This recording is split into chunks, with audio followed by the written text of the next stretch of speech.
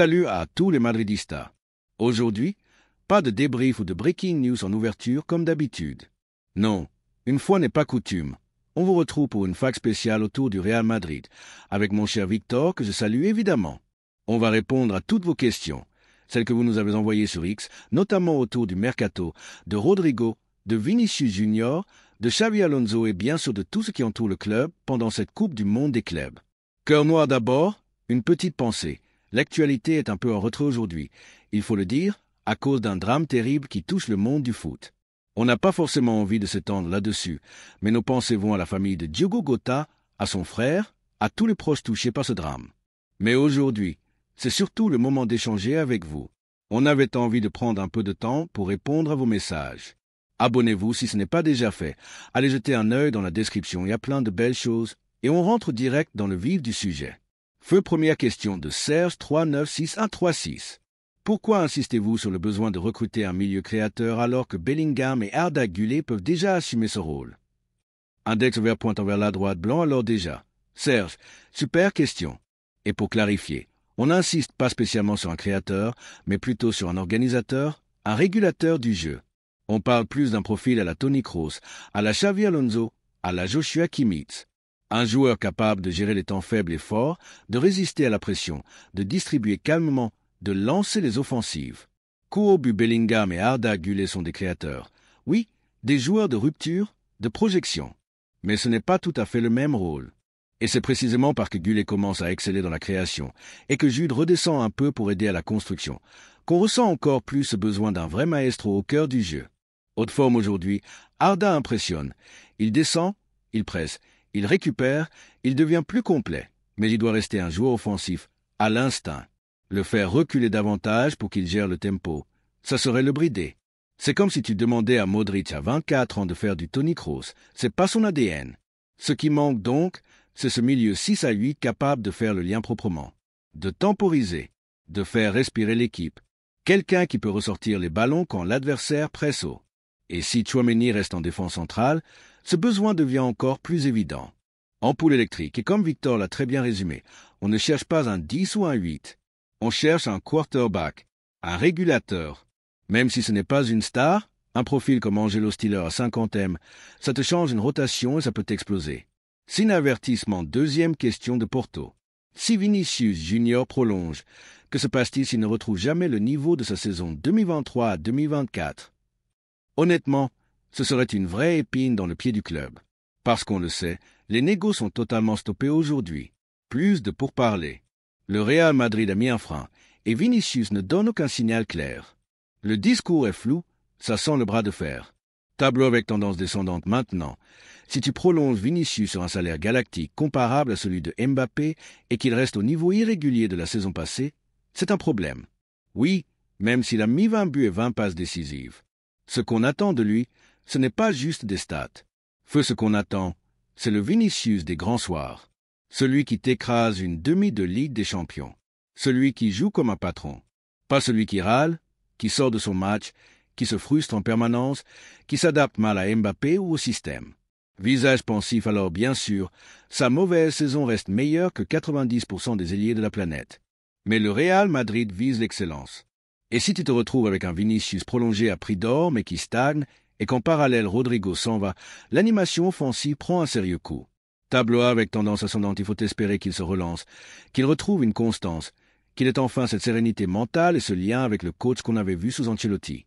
Il n'a pas besoin de mettre 40 buts, mais il doit redevenir un joueur impactant, décisif et surtout aligné dans sa tête avec les ambitions de Real. Troisième question d'Issem. Est-ce que c'est définitivement terminé entre Rodrigo et le Real Madrid? Au parleur public, là on entre dans du très chaud. Selon The Athletic, info très fiable, Xavi Alonso et la direction sont ouverts à un départ de Rodrigo dès cet été en cas de bonne offre. Arsenal a entamé les discussions avec son entourage. Et ce n'est pas une rumeur en l'air. Gyrophare voiture de police, il a joué 23 minutes sur les 3 derniers matchs. 3 fois sur le banc. Le message est clair. On sent que la relation est usée, que la confiance n'y est plus. Et moi, depuis longtemps, je vous dis, Arsenal, c'est le fit parfait pour lui. Cœur rouge-feu, est-ce que c'est fini? Disons que si tu compares ça à une relation de couple, le Real, C'est le partenaire qui te critique constamment, qui ne te donne jamais sa pleine confiance, qui te met toujours en concurrence. Au bout d'un moment, tu craques. Bouton est pété, le joueur a besoin d'un cadre où on croit en lui, où on l'utilise dans son vrai rôle, où il se sent libre. Et aujourd'hui, au Real, ce n'est plus le cas. Surtout si Mbappé est intouchable à gauche, Vinicius reste, Endrick arrive et Brahim pousse. Voilà pour cette première salle de fac, les amis. On a encore pas mal de questions à traiter dans les prochaines vidéos. Sur le système tactique de Xavi Alonso, sur les jeunes qui montent, sur le cas Camavinga, Fran Garcia ou encore le futur capitaine du Real. Claquette, pensez à vous abonner, à liker si vous appréciez ce format plus posé, plus analytique. Et comme toujours, à la Madrid y nada más. Et donc voilà comment on en arrive là, à cette situation franchement invivable pour tout le monde. Le club ne lui dit pas clairement « on veut te vendre », mais lui fait bien comprendre que il n'est plus vraiment au centre du projet. Et en parallèle, il y a un nouveau coach qui arrive, une nouvelle dynamique. Résultat, c'est devenu toxique, vraiment toxique. Une relation à bout de souffle, usée, néfaste autant pour Rodrigo que pour le Real Madrid. Et donc honnêtement, je ne vois plus aucun intérêt à ce qu'ils continuent ensemble. Pour l'un comme pour l'autre. Le problème, c'est que toute cette situation, elle est liée au dossier Vinicius. Je vous le dis très franchement, si Vinicius avait prolongé, Rodrigo ne serait déjà plus là. Il n'aurait même pas joué la Coupe du Monde des clubs avec le Real. J'en suis persuadé. Tableau avec tendance descendante, parce que ce que vous savez peut-être pas, c'est que depuis la finale de Coupe du Roi, il y a eu une cassure. On a appris qu'après ce match, Rodrigo a, entre guillemets, désobéi, a fait sa tête, a refusé de jouer. Et ça a marqué une vraie rupture avec le club. Donc si Vinicius avait sécurisé son avenir, le Real n'aurait pas hésité. Rodrigo aurait déjà fait ses valises. Est-ce que c'est sain aujourd'hui de le garder? Est-ce que c'est sain de continuer à le mettre en concurrence avec Vini, alors que la confiance est brisée, que la dynamique est plombée? Moi, franchement, je vous l'ai toujours dit, je le voyais parfaitement s'épanouir sous Xavi Alonso. Haute forme, le meilleur Rodrigo, le Rodrigo impliqué, concentré, concerné par le projet. C'est une masterclass en puissance sous Xavi. On l'a vu lors de son premier match contre Al Hilal, il était tranchant. Même en sortie de banc contre Salzbourg, il a encore montré qu'il avait quelque chose. Mais depuis, plus rien, plus l'envie. Il s'est passé un truc. Et toutes les rumeurs sur un nouveau départ, les pseudo-discussions avec Xavi, c'est du vent. On peut tourner autour du pot autant qu'on veut, la réalité est simple. C'est fini. Bielé, maintenant, on va parler du prix. Ce qui me dérange, c'est que le Real va le vendre 60, 70, peut-être 80 millions. Je le sens venir gros comme une maison. Alors que Rodrigo, à son vrai niveau, c'est minimum 120 millions. Minimum. Et pourtant la Cadnas dit que le Real n'envisagerait rien en dessous de 90. Mais déjà, 90, pour moi, c'est pas assez. Graphique à barre, tu regardes le marché. Anthony, c'est 105e. Dembélé, 130. Coutinho, 135. Joao Félix, 120. Et là, tu vas lâcher Rodrigo à Arsenal pour 90? Ils font l'affaire du siècle? Sincèrement. Tu prends un mec qui, même si tu l'aimes pas, même si tu es fatigué de ses performances au Real, peut transformer ton attaque du jour au lendemain. Et peut-être même que ce joueur-là, on n'en connaîtra jamais le vrai plafond, parce qu'il n'a jamais été utilisé dans les meilleures conditions à Madrid. Peut-être que c'est un des tout meilleurs joueurs de sa génération. Peut-être même qu'on aurait dû arrêter de le voir uniquement comme un ailier, parce que c'est plus que ça. Alors oui, bien sûr, ces 6 derniers mois ne jouent pas en sa faveur. Depuis janvier, un seul but toute compétition confondue. C'est terrible, et ça pèse dans les négos. Mais faut pas oublier non plus qu'il est encore très jeune, qu'il est sous contrat jusqu'en 2028, et que s'il retrouve un cadre stable et une vraie confiance, il peut exploser ailleurs. Et surtout, comme Victor l'a bien souligné juste avant, le parallèle avec Vinicius est important, parce que deux, à leur manière, sont en train de vivre une petite crise sportive. Vini, c'est moins d'efficacité, plus de déchets, beaucoup de frustration, mais il se passe toujours un truc quand il touche le ballon. Tandis que Rodrigo, lui, on ne le voit plus. Il est devenu invisible. Claquette, voilà pourquoi, pour moi, la page est en train de se tourner. Et ce sera sans doute mieux pour tout le monde.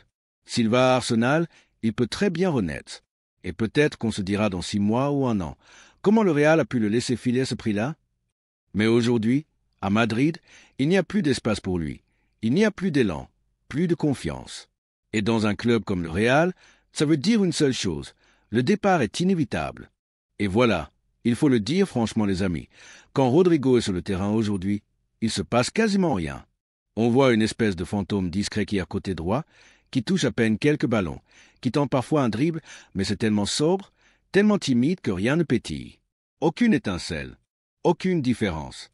Et c'est dur à dire, mais sur les 6 derniers mois, la plus-value de Rodrigo sur le terrain, c'est quasiment zéro.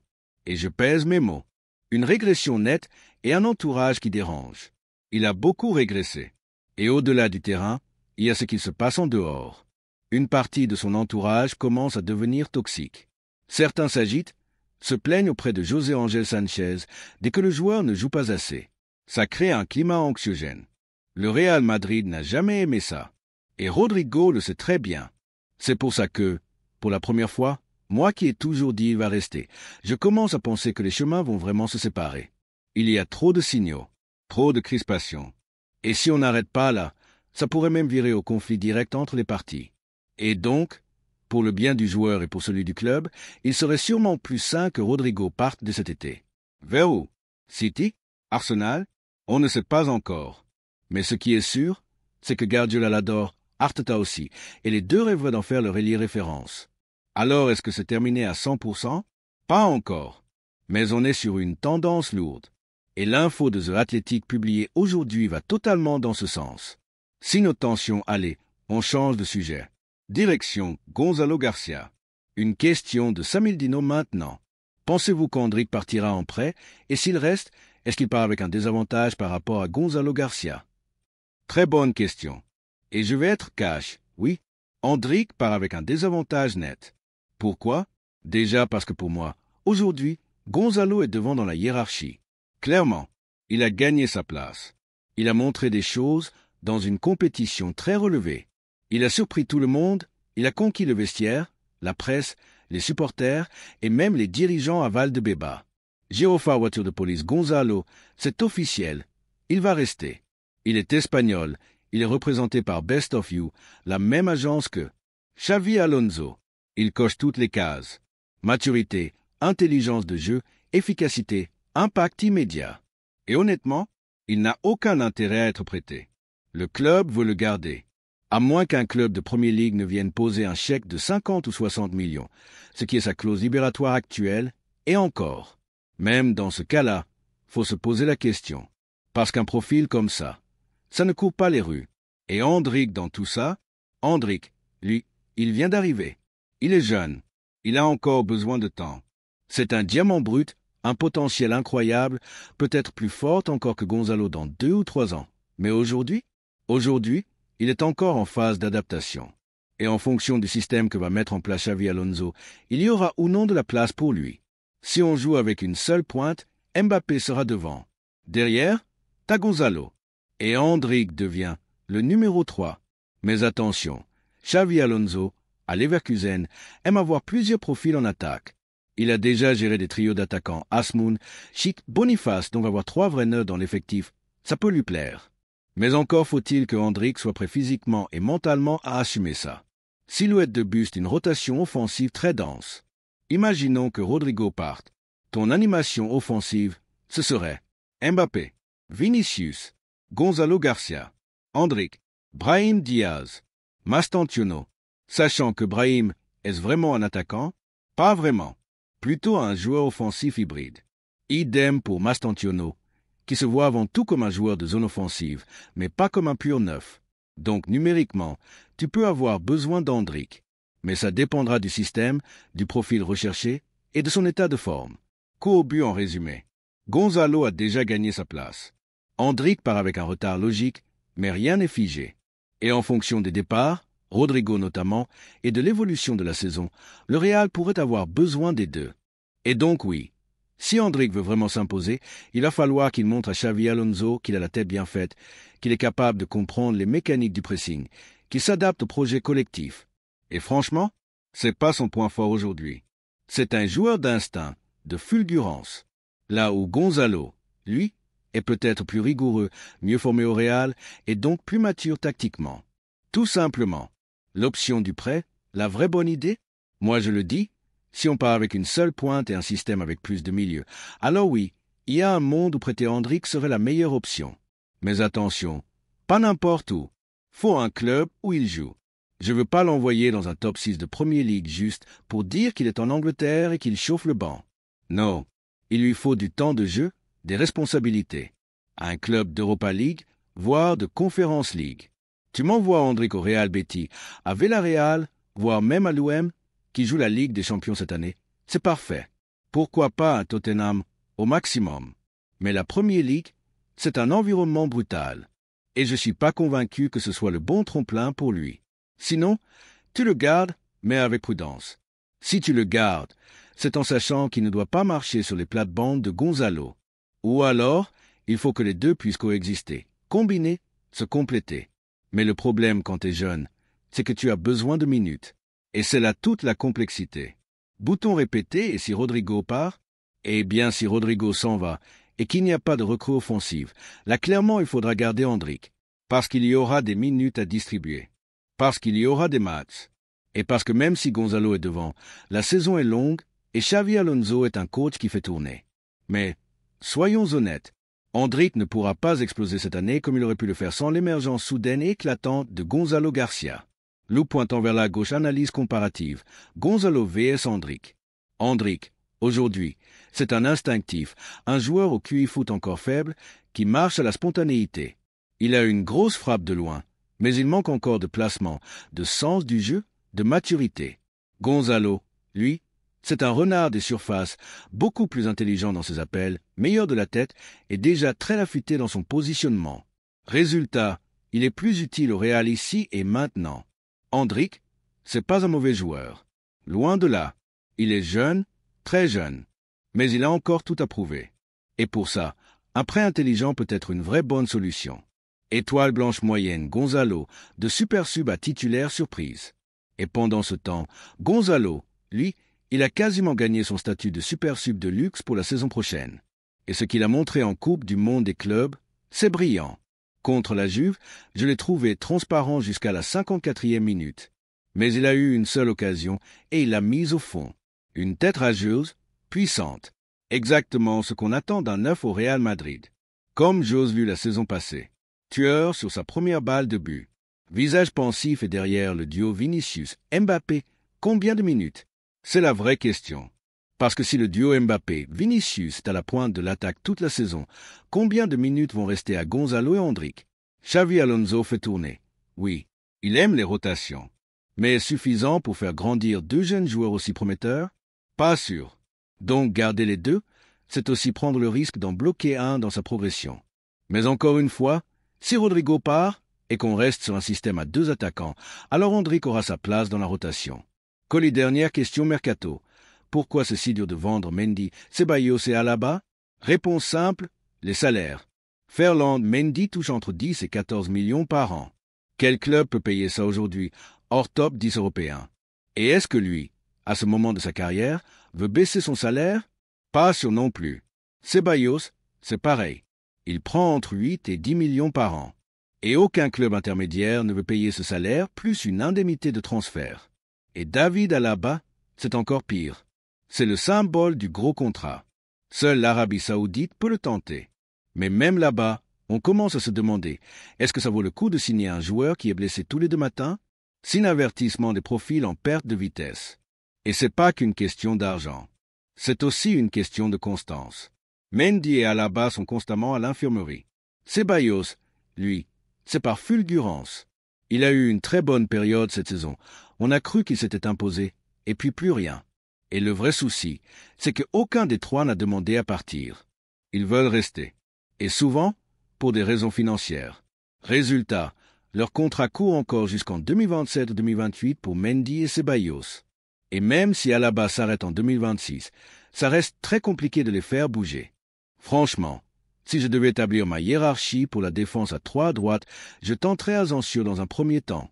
Ouais, mais attention, Militao reste devant pour moi à condition qu'il retrouve un minimum de rythme et Rudiger en 3e homme dans l'axe gauche, logique. Coup au but, Tchouaméni est indéboulonnable sur ce début de saison. C'est clair. Il est juste impérial. Mais je vais être très franc avec vous, le Real doit recruter un défenseur central de top niveau. C'est une priorité. Parce que oui, Même si Militao revient dans le groupe, il y a trop d'inconnus autour de lui. Sin avertissement, le cas Militao, un vrai dilemme. Le souci avec Eder, c'est que c'est deux croisés. Et on parle de son arme principale, le physique. Déjà qu'au niveau du jeu, il y avait parfois débat. Je dis pas qu'il est nul, loin de là, mais Militao, c'est un joueur qui manquait déjà de constance. On l'a vu faire une demi-saison exceptionnelle en 2022 à 2023, c'est vrai. Et même la saison 2021 à 2022, il y a des choses intéressantes. Mais il a toujours eu ce saut de concentration, ces moments d'absence où il laisse traîner un pied, fait une faute inutile, se retrouve mal placé. Et le problème, c'est que quand t'as plus le physique pour rattraper tes erreurs, ça donne un peu ce que Rudiger peut faire parfois dans ses mauvais soirs. Alors oui, peut-être qu'il retrouvera ce physique qui faisait sa force, peut-être qu'il rebondira. Il est encore jeune. Il a bossé dur, c'est évident.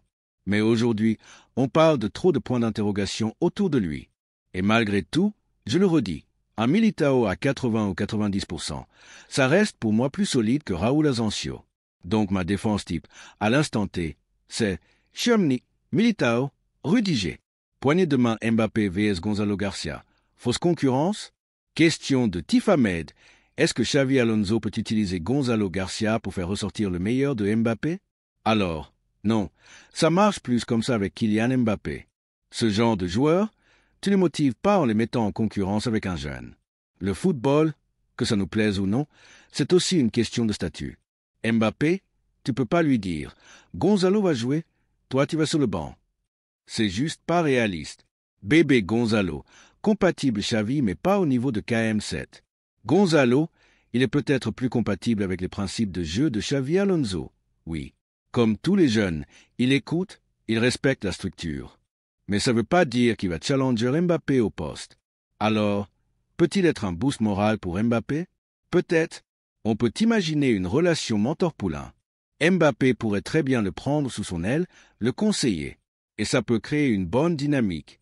Et puis soyons clairs, Gonzalo n'aurait jamais été titulaire pour débuter cette Coupe du Monde des clubs sans la gastro de Mbappé et la blessure d'Endrick. C'est un alignement des planètes, ni plus ni moins. Mais ce qu'il faut lui reconnaître, c'est qu'il a saisi sa chance à merveille. Verrou Mbappé et Gonzalo, deux planètes différentes. Donc non, pas de vraie concurrence. Mbappé reste dans un autre monde, et Gonzalo offre un profil différent. C'est ce qui rend cette attaque intéressante. Gonzalo, c'est le renard des surfaces, là où Mbappé est un puncher de l'espace. Les deux peuvent coexister, mais pas vraiment se concurrencer. Et l'ambiance dans le vestiaire, c'est du flanc? Dernière question de cette fac, signée de 71. Est-ce que les joueurs s'entendent vraiment bien entre eux dans le vestiaire, ou est-ce que c'est juste de la com? Eh bien non, c'est pas du flanc. L'an dernier, c'était pas la même atmosphère. On l'a dit dans plusieurs vidéos. Il manquait un vrai esprit de groupe. Et même si on ne parle pas de clan à proprement parler, certains joueurs étaient moins intégrés, d'autres moins appréciés. C'était moins soudé qu'en 2023, par exemple, sous Ancelotti. Si nos tensions l'effet Xavi Alonso, une nouvelle cohésion. Mais là, depuis l'arrivée de Xavi Alonso, il y a un vrai second souffle. Sur le terrain, les consignes sont bien assimilées. Et dans la vie de groupe aussi. C'est l'effet classique d'un nouveau coach, mais ça marche. Il y a plus de fraîcheur, plus d'envie. Et c'est un groupe jeune, cohérent. Ça manquait de leader naturel la saison dernière.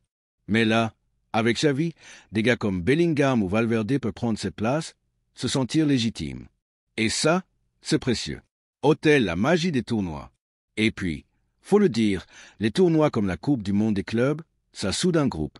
Vivre ensemble 24h ou 24 à l'hôtel, partager les repas, les séances, les moments off, c'est comme les stages de prépa quand on joue en amateur.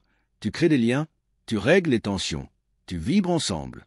On verra ce que ça donnera au retour à Madrid, mais pour l'instant, le vestiaire vit bien et ça se voit sur le terrain. Claquette, voilà les amis. C'était notre fac spécial Real Madrid. Un immense merci pour vos questions. Désolé si on n'a pas pu répondre à tout le monde, mais vous savez comment c'est. Le temps file et Victor doit déjà lancer son live. Nous, on se retrouve très vite pour le quart de finale du Real Madrid contre le Borussia Dortmund. En attendant, portez-vous bien et surtout, à la Madrid. À très vite.